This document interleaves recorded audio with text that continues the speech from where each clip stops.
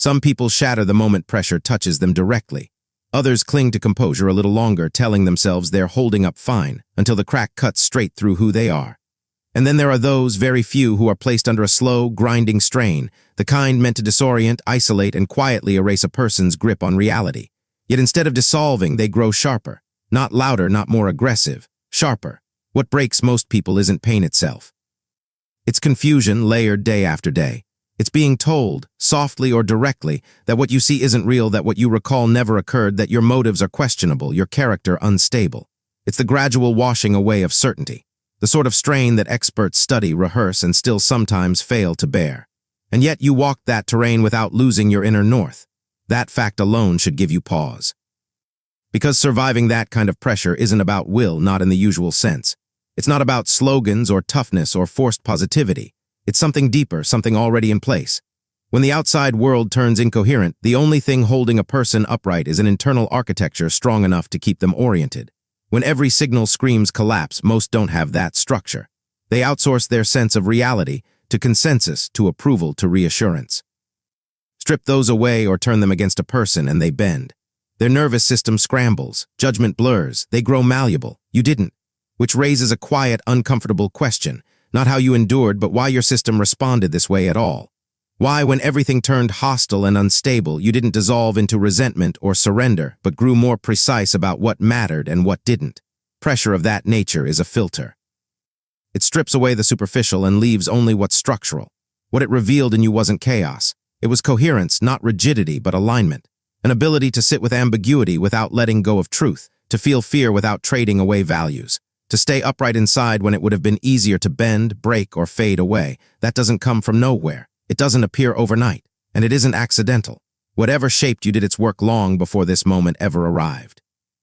What enduring really signals. When people hear about psychological operations, they imagine uniforms, missions, overt tactics. That's part of the misunderstanding. At their most effective, these operations don't announce themselves.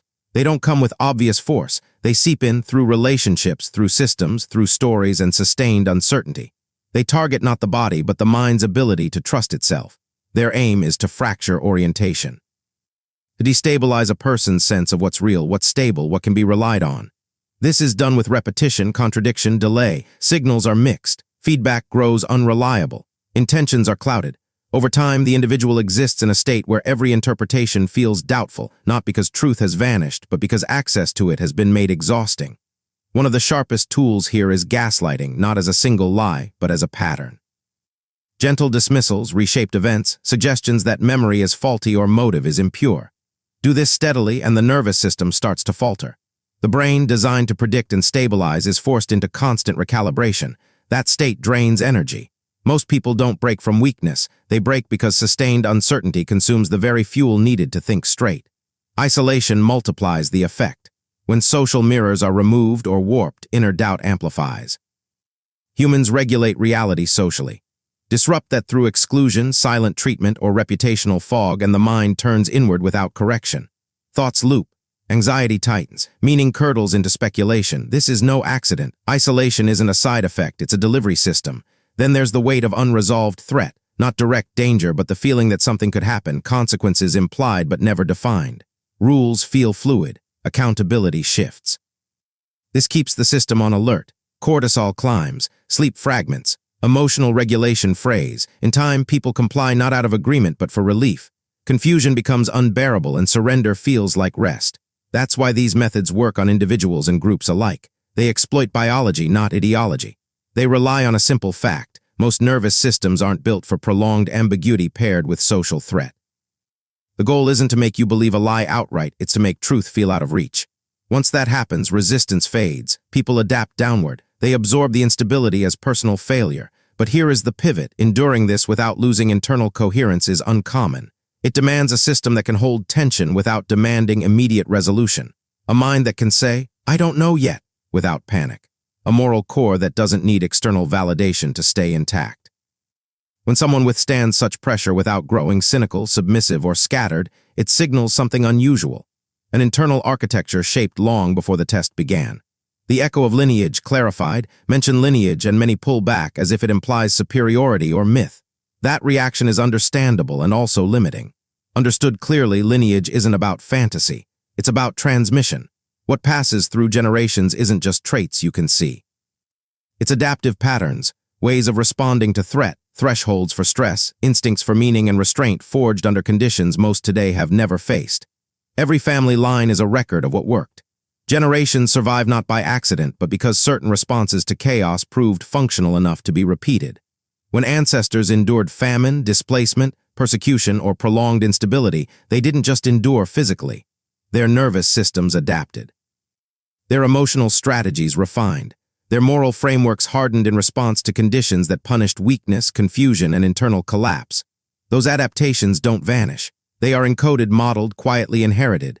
This inheritance shows early. Some children are steady in volatile homes. Others can absorb tension without spilling it outward. This isn't virtue or premature maturity, it's regulation. A baseline capacity that lets stress be processed, not overwhelmed. Long before words form, the body learns what pressure it can carry. That calibration starts before birth.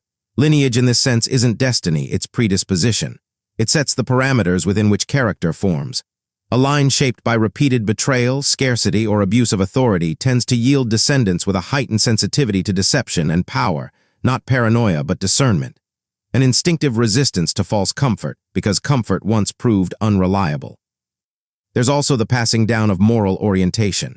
In environments where survival hinged on internal cohesion, certain values were non-negotiable: loyalty, restraint, truth, delayed gratification. These weren't ideals, they were survival tools. Break them and the group fractured. When such values transmit, they often appear in descendants as an unwavering internal line, something not crossed, even under pressure. Outsiders may call it stubbornness. It is. It's coherence under constraint. That's why some collapse under pressure while others grow more aligned. The latter aren't immune to fear or doubt, but they don't lose their center. Their system was trained across generations to stay upright when external structures fail. Faced with gaslighting, they may feel disoriented, but they don't abandon their truth. Isolated, they may feel the absence, but they don't disintegrate. Their identity isn't outsourced to social feedback. There's a quieter inheritance, too, memory without images. The body remembers what the mind doesn't. Reactions to authority, tolerance for solitude, resistance to humiliation, these feel instinctive because they are. They're echoes of prior generations learning, sometimes painfully, what environments were safe and which were lethal to the soul. Those lessons travel forward not as stories, but as thresholds. Seeing lineage this way removes arrogance. It's not about being better. It's about being shaped by different historical pressures. Some lines were forged in stability, others in chaos. When chaos returns, those shaped by it recognize the terrain. They don't seek it out, but they know how to move through it without losing themselves. That's why endurance under psychological strain can look effortless from outside. It's familiar. The system recognizes the pattern and responds with a grim competence, not because the individual chose it, but because long before choice was possible, their inheritance prepared them to stay oriented when others would understandably unravel. Why they expected you to break. That expectation wasn't rooted in malice alone. It was based on pattern recognition, just flawed pattern recognition.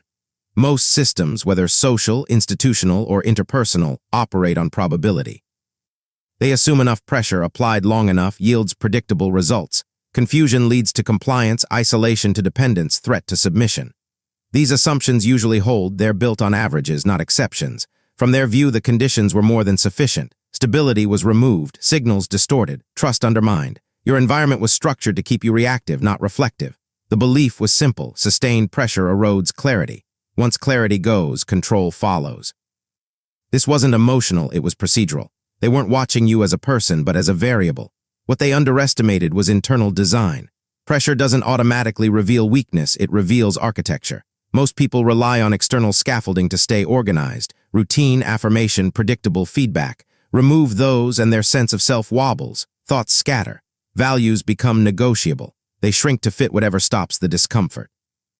That pattern is so common it's often mistaken for human nature. So the expectation wasn't unreasonable, just incomplete. They assumed confusion would disorient you. Instead, it stripped away noise. When contradictions piled up and narratives shifted, you didn't scramble to reconcile every inconsistency.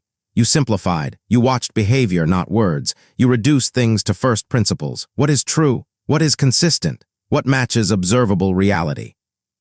That shift alone disrupted their model. It removed the leverage point they depended on. They assumed fear would accelerate compliance, But fear doesn't have one effect, it amplifies what's already there. In those whose identity is externally anchored, fear collapses the self. In those whose identity is internally ordered, fear sharpens boundaries. Instead of making you desperate for relief, it disciplined your attention. You grew more selective, not more pliable. That response is rare. It confuses those who expect panic. Another miscalculation, they read silence as weakness, slowness as indecision, no visible reaction as internal collapse. In truth, it was consolidation. While they waited for emotional leakage, anger, pleading, justification, you were reducing unnecessary motion, conserving energy, observing without announcing conclusions. Systems that feed on reaction don't know how to interpret restraint. They also projected their own limits onto you. People assume others break where they would break. If confusion unsettles them, they assume it unsettles everyone. If isolation terrifies them, they assume it terrifies everyone. That projection becomes strategy. But when the target doesn't respond as predicted, the strategy fails quietly. Pressure increases not because it's working, but because it's supposed to. What they didn't see was that your orientation didn't depend on their framework. You weren't trying to win approval or make their narrative make sense. Your sense of order existed independent of the environment they were manipulating. That made their tools less effective. You couldn't be easily framed because you weren't playing the same game. You couldn't be rushed because urgency wasn't your compass. The expectation of collapse also ignored your history. People who have already endured prolonged instability develop a different relationship with stress. They don't assume discomfort means danger. They don't confuse intensity with importance. When pressure rises, they don't immediately take it as a signal to abandon themselves. They read it as information. That changes everything. So when you didn't fracture on schedule, it wasn't defiance. It wasn't performance. It was incompatibility. Their model required a certain nervous system response, and yours didn't deliver it, not because you were trying to resist, but because breaking was never the default setting, what your steadiness revealed in others. Psychological pressure never operates in isolation. While aimed at one, its effects ripple outward, exposing the inner structure of everyone near. When you remained steady, the pressure didn't vanish, it redistributed. And in that shift, hidden traits surfaced. Not because anyone meant to show them, but because sustained tension has a way of loosening masks without confrontation. Those invested in control showed impatience. When expected reactions didn't come, their behavior changed. Calm strategies gave way to urgency, precision to excess. When influence fails quietly, it often grows louder, more visible, less disciplined. This isn't a moral critique, it's structural. Systems built on manipulation need feedback. Your restraint removed their reference points. Observers reacted differently. Some grew uneasy, not with you, but with the ambiguity your composure created. People often use emotional cues to decide what to think. When cues are absent, uncertainty spreads. Some resolved it by pulling away. Others aligned with whatever narrative offered quick certainty. Few tolerated the discomfort long enough to think for themselves. This is how pressure exposes dependency. Those who need external permission to hold an opinion reveal it under stress. When the environment turns morally ambiguous, they look for signals. Who is safe to side with? What position minimizes risk? Your refusal to perform distress or compliance removed those signals. Many defaulted to conformity, not from malice but self-preservation. Then there were those who mistook endurance for accusation. Your silence felt like judgment. Your stability seemed threatening, not because you acted against anyone, but because contrast highlights things. When someone is internally unsteady, the presence of coherence can feel like exposure. That discomfort often becomes projection. Motives are assigned, narratives invented, hostility imagined where none was shown. Over time, it became clear, psychological operations test more than resilience, they test character. Under sustained pressure, people reveal how they relate to power. Some move toward it, some hide behind it, some weaponize it, and some step quietly back, unwilling to participate once integrity is the cost. None of this required confrontation. It emerged naturally as stress removed the luxury of neutrality. Your response also unsettled hierarchy. In many environments, authority is kept through emotional leverage. Those who can be unsettled are manageable. Those who can be made to doubt are steerable. When someone stays grounded without reinforcement, it challenges unspoken rules, not through rebellion but through independence. That independence unsettles systems that mistake control for order. Even well-meaning people struggled. Some wanted to help but didn't know how without a script. Others waited for a breakdown that never came, unsure how to interpret strength that didn't announce itself. In the absence of visible crisis, they imagined one. When reality doesn't match expectation, people often adjust their interpretation rather than question the expectation itself. What's most revealing is that none of this required you to explain. You didn't have to point out contradictions. The pressure did that on its own. As time passed, patterns emerged, reactions repeated. Emotional leaks became visible. The very mechanisms meant to destabilize you began to illuminate others instead. This is the quiet paradox of endurance. When someone holds their ground without aggression or spectacle, they become a mirror, not by intention but by presence. And in that reflection, everyone else confronts, briefly or painfully, their own thresholds, dependencies, and compromises. Why you're difficult to steer. Something irreversible occurs when a person passes through sustained psychological pressure without surrendering their inner standards. It's not that fear vanishes or uncertainty feels comfortable. What changes is leverage. The usual points of manipulation stop working as they once did. Threats lose their edge. Incentives feel less compelling. Emotional hooks don't set. The system that once reacted reflexively now pauses, assesses, chooses. Control relies on predictability. It depends on forecasting how someone will react when comfort is offered or withdrawn, when approval is dangled or denied. Most influence is built on this exchange. Behave as expected and discomfort stops. Deviate and it increases. But that exchange collapses when someone has already endured the discomfort to its fullest and found it survivable. Once the worst has been metabolized psychologically, the threat of it loses power. The nervous system learns a new baseline. What felt intolerable becomes familiar ground. This doesn't make a person reckless. It makes them hard to rush. Urgency no longer overrides judgment. Fear no longer demands immediate action. The space between stimulus and response widens, and in that space, autonomy grows. That unsettles systems built on emotional reactivity. They work best when people chase reward or flee pain. Someone no longer governed primarily by either becomes an outlier, not rebellious, not defiant, just non-compliant with the emotional economy that keeps everything moving. They can't be easily motivated by praise. They've seen how conditional it is. They can't be easily threatened. They've already lived through the withdrawal of safety. Another shift happens at the level of identity. Before, there may have been subtle reliance on roles, affiliations, or stories to feel coherent. After sustained pressure, those external anchors weaken or fall away. What's left is leaner, more integrated. Values are no longer theoretical, they've been tested under duress. Decisions are no longer hypothetical, they carry memory. Posturing becomes unnecessary, there's less to prove, less to defend. Control also depends on confusion. When people aren't sure what they believe, they look outward for direction. But having navigated long ambiguity without abandoning truth, you no longer experience uncertainty as a crisis. Not knowing becomes a temporary state, not an emergency. That steals a key tool from manipulators. You don't rush to fill gaps with borrowed certainty. Boundaries shift, too. After such pressure, tolerance for incoherence drops, not in others, but in oneself. You become less willing to participate in dynamics that require self-betrayal, even in small doses. This doesn't always show as confrontation. It appears as withdrawal of participation. Fewer explanations, fewer negotiations, less emotional labor spent stabilizing environments that thrive on instability. Time also recalibrates. Systems of control often use short-term discomfort to secure long-term compliance. But someone who's endured extended pressure thinks in longer arcs. They're less tempted by immediate relief, more attuned to long-term alignment. That makes quick manipulations ineffective. You can't be hurried into decisions that compromise integrity. Speed is no longer confused with necessity. What's hard for others to grasp is how quiet this is. No declaration of independence, no dramatic break, just a gradual decoupling from the mechanisms that once exerted influence. You continue to function, engage, observe, but on different terms. And because those terms aren't announced, they're often discovered too late.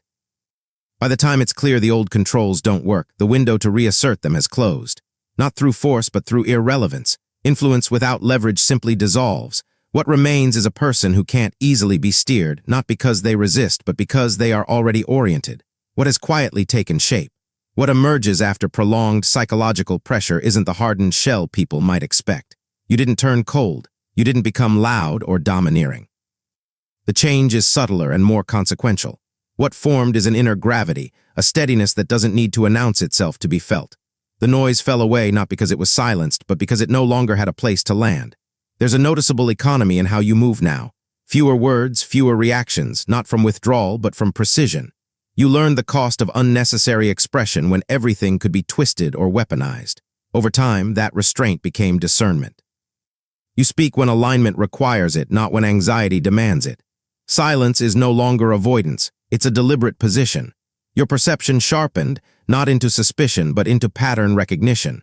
You grew less interested in surface stories and more attentive to consistency across time. What people say matters less than what repeats. What they promise matters less than what persists. That makes you difficult to deceive, not because you distrust everyone, but because you trust structure more than performance. Emotionally, something settled. Feelings still surface, but they no longer dictate direction. You learn to feel fear without obeying it, to acknowledge anger without becoming it, to hold grief without collapsing into it. This isn't repression, it's integration. Each emotion has a place, but none hijack the system. You also became harder to provoke, not indifferent, but less reactive. Attempts to pull you into conflict lose momentum when they meet neither resistance nor over-explanation. You don't rush to defend your character. You don't scramble to correct every misunderstanding. Not because you don't care, but because you've learned clarity doesn't always come from speaking. Often it comes from consistency.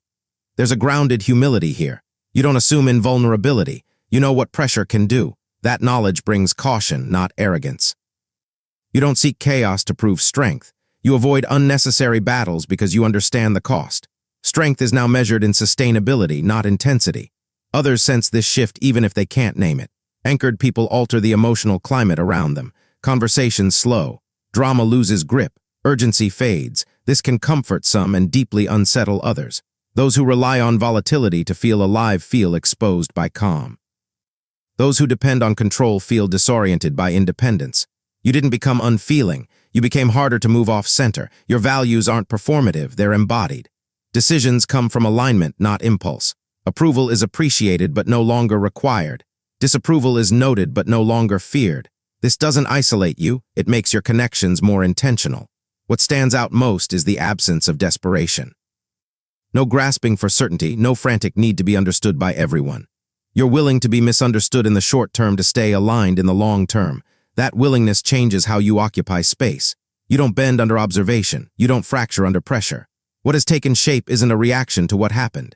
It's a consolidation, a quieter, denser form of strength that doesn't advertise but holds, the quiet truth beneath it all. Real mystery isn't what was done to you, the tactics, the manipulations, the sustained attempts to destabilize your mind. Those were visible, measurable, expected. What remains extraordinary is that none of it broke you. The pressure, the chaos, the precise targeting of every vulnerability, all meant to extract compliance, induce fear, fracture identity. Yet in the quiet aftermath, it isn't your collapse that stands out, but your endurance. The world expected you to splinter. Instead, you held. And the reason isn't simply fortitude or luck. It's inheritance, calibration, echoes of a line forged in the fires of adversity. What lets someone survive what unravels others isn't willpower alone. It's structure, internal architecture built across generations, shaped by those who learned early that survival isn't just about existing, but about maintaining orientation, coherence, and truth under relentless strain. Each instinct, each threshold for endurance, each capacity to see through deception and stay aligned with reality is a product of that history. You didn't acquire it overnight. It was already there, embedded in your system long before the first attempt to break you began. When everything outside grew unstable, you had a foundation others lacked. That foundation didn't need recognition. It simply held. This endurance carries a subtle, profound power. Not the power of aggression or domination, but the power of presence, to observe without collapsing, to act without overreacting, to see clearly when others are blinded by pressure. That presence exposes the limits and dependencies of those around you, revealing who is resilient and who is not, who leans on external affirmation and who can stand alone. Without a word, without a claim, your stability speaks volumes. It's a language of coherence that can't be faked, only inherited or earned. Perhaps the most unsettling realization for those who tried to break you is that they can't undo it. The architecture within you has been tested under conditions they were sure would fracture it, and it proved immutable. Fear has lost its leverage. Confusion has lost its grip.